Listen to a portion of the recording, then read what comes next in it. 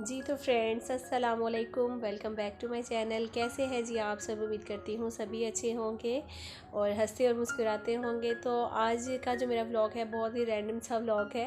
और क्योंकि आप लोगों के काफ़ी सारे मैसेजेस आ रहे थे व्हाट्सएप पे भी, इंस्टा पे भी और इसके अलावा जी यूट्यूब पे भी कि व्लॉग नहीं आ रहा, अभी आपकी तबीयत कैसी है, अभी आपकी तबीयत कैसी है। तो अल्हम्दुलिल्लाह अल्लाह का शुक्र है कि तबीयत जो है वो बेहतर है। तो मैंने सोचा चलो थोड़ी सी आपसे बातचीत भी कर लेती हूँ, क्योंकि ये 2-3 दिन का थोड़ा थोड़ा सा व्लॉग जो शूट किया हुआ था, तबीयत ठीक होती थी, मेडिसिन लेती थी तो हिम्मत होती थी उठकर व्लॉग शूट करने लगती थी, लेकिन वो पूरा नहीं कर पाती थी। तो बस इसी तरह से चल रहा था। तो मैंने सोचा कि चलो आज इनको जो है ना ये क्लिप जोड़ कर एक व्लॉग की सूरत देख के आप सबसे बात भी कर लेती हूँ और व्लॉग भी शेयर कर लेती हूँ। और जो स्टार्ट में आपने चाइनीज़ राइस देखे हैं, ये थे मेरी नंद ने भेजे हुए थे। शाम का टाइम था, बच्चे ट्यूशन से आए थे तो बस वो बैठ के मेरे पास ही खा रहे थे। उस दिन मेरी तबीयत बहुत ज़्यादा ख़राब थी। तो ये उसका नेक्स्ट डे है, यानी कि ये संडे का दिन था। तो संडे में सुबह सुबह मियाँ जी नाश्ता में हलवा पूड़ी ले आए थे। और तबीयत तो कोई इतनी ज़्यादा ठीक नहीं थी, लेकिन हाँ इतनी थी कि मतलब कि उठ के हिम्मत हुई थी कि चलो बच्चों में बैठूँ और व्लॉग थोड़ा सा शूट कर लूँ या घर के थोड़े बहुत काम कर लूँ, क्योंकि बहुत ज़्यादा बिस्तर पर लेटना मुझे भी पसंद नहीं है जब मेरी तबीयत ठीक नहीं है। वैसे तो मेरी तबीयत जो है ना वो कभी ख़राब होती नहीं है, लेकिन जब मेरी तबीयत ख़राब हो जाती है तो यकीन करें वो बहुत ही बुरी वाली ख़राब होती है। तो फिर मुझसे ज़्यादा देर बेड पे लेटा भी नहीं जाता है। मेरा बस दिल करता है उठकर मैं कुछ ना कुछ करूँ, कोई काम करूँ घर का थोड़ा बहुत, और इस तरह चलती फिरती रहूँ। बस एकदम से दम सा घुटने लगता है मेरा। और ये संडे का दिन था तो इरमिश जो है, अब आपको पता ही है कि अपने अब्बू के पास अब रहती है वहाँ पे। और जैसे अब आम कामल या जैसे सुबह में आती हैं शाम में चली जाती हैं, या संडे की छुट्टी अब वही सारा इरमिश का भी चलेगा। तो खैर वैसे तो आम दिनों में भी इतना लेट आती है इरमिश, मतलब कि 2-3 तो कर ही देती है ना, तो फिर बहुत गुस्सा आता है। अब तो माशाल्लाह से स्कूल भी स्टार्ट हुए हैं। अब देखो कि रेगुलर चलते हैं कि नहीं स्कूल, लेकिन आज बच्चे जो हैं वो गए हुए हैं। आज मंगल का दिन है, वॉइस ओवर कर रही हूँ। और देखते हैं, अगर तो स्कूल इसी तरह से रेगुलर स्टार्ट हो गए तो फिर मैं इंशाल्लाह कोशिश करूँगी कि मैं खुद ही काम कर लिया करूँगी, क्योंकि सुबह में बच्चे चले जाते हैं ना तो मियाँ जी भी निकल जाते हैं। तो घर में अकेली होती हूँ तो फिर सारा दिन बैठ के इंतज़ार करते रहो, तो ये मुझसे नहीं होता है। मैं कहती हूँ जैसे ही बच्चे निकले हैं बस उठो, नाश्ता वाश्ता करो और घर के काम करके सालन वालन बनाकर बच्चों के आने से पहले जो है ना सारे काम करके कंप्लीट रख दो, तो वो सही रहता है। बच्चे भी स्कूल से आते हैं, वो भी थोड़ा रिलैक्स फील करते हैं। इस तरह से क्या होता है ना कि बस बैठे रहो बस शाम तक एक काम लेकर घर का सारा, इसी तरह से बड़ा बुरा लगता है। तो खैर अभी मैं मॉपिंग करने लगी थी, आपको काफ़ी दिन बाद ये मॉप दिखा होगा।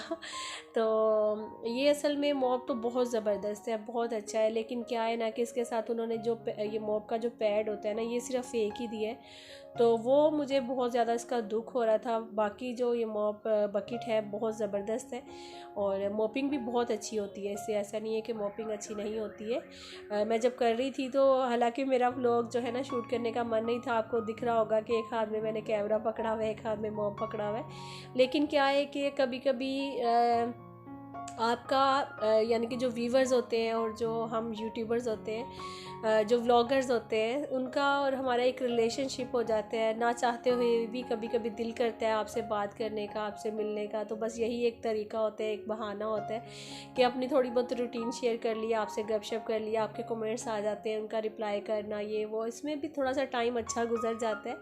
और ये देखिए जब मॉपिंग कर रही थी तो पैड मतलब कि कितना ज़्यादा, आप टाइल्स पे जितना मर्ज़ी अच्छे से झाड़ू लगा लें फिर भी मिट्टी रह ही जाती है। तो इसमें पानी थोड़ा कम था बकेट में, तो पानी मुझे भरना चाहिए था, तो बस जिस तरह का काम हो रहा था मैं कर रही थी। तो बस अभी जल्दी से कर लेते हैं, मॉपिंग कर लेते हैं। तो इसको ये मैं बता रही थी कि भाई मैंने देखे पानी कितना गंदा हो गया ना, मतलब कि एकदम काला काला सा होने लग गया, क्योंकि झाड़ू तो मैंने अच्छा लगाया ही था लेकिन ये मिट्टी बहुत अच्छे से निकाल कर ले आता है मॉप जो है। तो देखिए एकदम अब साफ़ हो गया, बस इसको ड्राई करना इधर से और अब करते हैं जाकर मॉपिंग।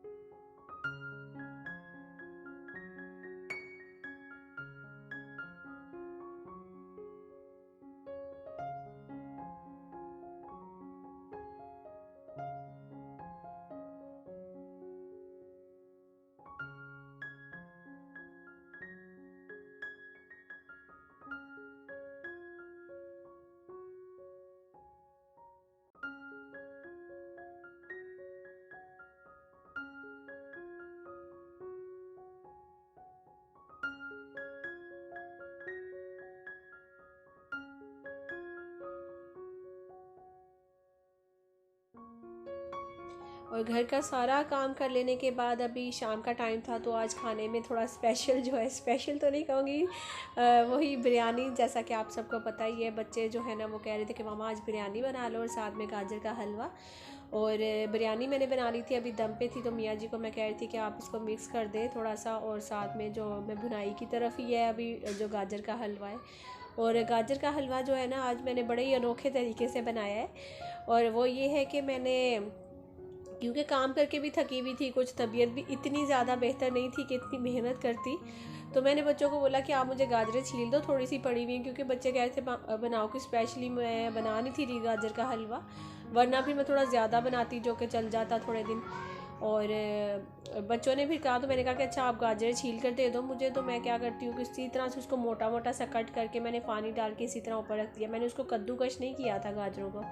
और फिर उसके बाद ना वो मैंने जब गल गई अच्छे से बिल्कुल ही, फिर उनको थोड़ा सा वो कूट कर मैंने उसका हलवा सा बना लिया। फिर उसमें दूध और चीनी वीनी डाल के उसको जो है ना मैंने रख दिया। तो अभी उसकी बुनाई नहीं हुई, बुनाई होगी। तो पहले हम फिर खाने का टाइम हो गया था, तो मैंने सोचा चलो खाना खा लेते हैं, भूख भी लगी हुई थी। और ये इतनी ज़्यादा बिरयानी जो देख रहे हैं ना मेरी प्लेट में, ये सारी मैं नहीं खाने वाली, क्योंकि मुझसे खाई भी नहीं जाएगी। और मियाँ जी ने डाल कर दे दी, मैं उन्हीं को दिया हुआ था कि आप बैठ कर बच्चों को भी डाल कर दें, और मैं जो है ना वो हलवे की बुनाई कर रही थी। तो खैर बस थोड़े से, बस 3-4 चम्मच मुझसे खाए गए, इससे ज़्यादा नहीं खाए गए, क्योंकि खांसी भी थी, तो इसलिए चावल थोड़े से जो है ना मैं कोशिश कर रही थी कि ना ही खाऊं। तो अभी देखिए मैंने इस पर थोड़ा सा देसी घी डाला था गाजर के हलवे में, तो बस इसकी अब मैं थोड़ी सी और मज़ीद भुनाई करूँगी, कुछ मेवे वगैरह इसमें डाल दें, तो बस जो गाजर का हलवा बनकर तैयार हो जाता है। अक्सर ये होता है ना कि हम लोग गाजरें जो कद्दूकश करने बैठते हैं, यकीन करें कितना टाइम जाता है हमारा उसमें, और इतनी मेहनत लगती है। तो बेहतर यही है कि मेरे ख्याल में ये बेस्ट तरीके आप देख सकते हैं कि मैंने बिल्कुल कोई भी गाजर इसमें कद्दूकश नहीं की हुई।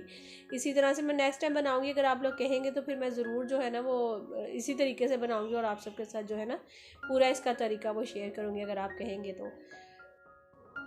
और इससे पहले वाले ब्लॉग पे मेरी एक बहन ने मुझसे सवाल किया था कि जो आपकी सास हैं वो आपकी बहन की शादी में क्यों नहीं गई थी। तो जैसा कि आप सबको पता ही है कि अभी मेरी सिस्टर की शादी हुई थी, तो वहाँ पे मेरे सास ससुर नहीं गए थे। असल में मेरे जो सास ससुर हैं ना, ये तो माशाल्लाह से बहुत ही ज़्यादा बिज़ी बंदे हैं। तो जाने का रीज़न कोई ख़ास नहीं था, बस यही है कि मतलब कि ये लोग अपने अपने घर का माहौल होता है। मैं जब से मेरी शादी हुई है मैं यहाँ पे आई हूँ, तो इवन जो हमारा पूरा एक समझ लेके जो मेरे ससुराल वालों का ख़ानदान है वो मुल्तान में है। तो सियालकोट आपको पता है बिल्कुल उस कोने में है, और कराची इस कोने में है। तो सियालकोट से आगे कश्मीर शुरू हो जाता है, और कराची से इधर तो दुबई शुरू हो जाता है।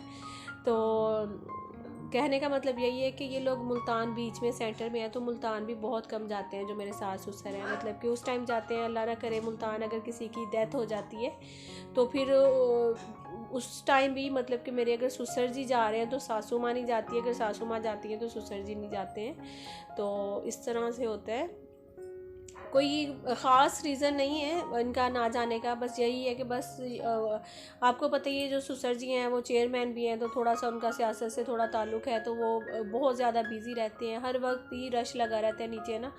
मतलब कि कोई ना किसी का आना जाना, कोई फ़ैसला हो रहा है, कहीं कुछ हो रहा है, फिर वो साथ ही प्रॉपर्टी डीलर भी हैं, तो उस हिसाब से लेकर ना मतलब कि काफ़ी उनका बिज़ी रहते हैं वो। तो फिर सासू माँ भी समझ लें कि उनके साथ ही बिज़ी रहती हैं, क्योंकि ऑफिस उनका साथ ही है ना। तो हर वक्त बंदे आ रहे होते हैं, तो कभी ग्रीन टी बन रही होती है, कभी चाय बन रही होती है, तो फिर वो इसलिए थोड़ा बिज़ी रहते हैं वो। कोई ख़ास रीज़न नहीं है, बस यही था। और इसके अलावा मलीहा मजीद ने पूछा था मुझसे, बल्कि 2 दफ़ा पूछ लिया उन्होंने कि आपने अपने ससुराल वालों की दावत रखी थी तो बताया नहीं, कोई ख़ास वजह थी? तो ख़ास वजह कोई भी नहीं थी। मेरी जो नंद है वो मुल्तान से आई हैं, तो जब से वो आई थी तो जब मतलब कि उनको बस उसी टाइम थोड़ा सा खाना पीना ऐसे ही बस दिया था, उसके बाद फिर दावत नहीं थी कोई की, तो फिर इसीलिए बस वो नंद आई हुई है ना मुल्तान से, तो बस वही उनकी दावत की थी। और इनके पापा गए हुए थे आज सिटी, और जब सिटी से वापस आते हुए बच्चों के लिए वो सरप्राइज़ साइकिल लेकर आए थे, दोनों भाइयों के लिए, बड़ों के लिए। क्योंकि काफ़ी टाइम से हसन जो है ना वो बोल रहा था साइकिल का कि पापा साइकिल दिला दो, लेकिन उसे बाइक भी चलानी आती थी। तो मैं कह रही थी कि नहीं, थोड़ा सा और बड़ा हो जाए ज़रा 1-2 साल तक ना बाइक लेकर दे देंगे तुम्हें। तो बस उसको ज़िद थी कि भाई साइकिल लेकर दो, तो इसके पापा जो है ना वो हसन की कोई भी बात जो है ना वो जाने नहीं देते हैं। तो बस फिर उसके लिए दोनों भाइयों के लिए वो आते हुए साइकिल ले आए थे।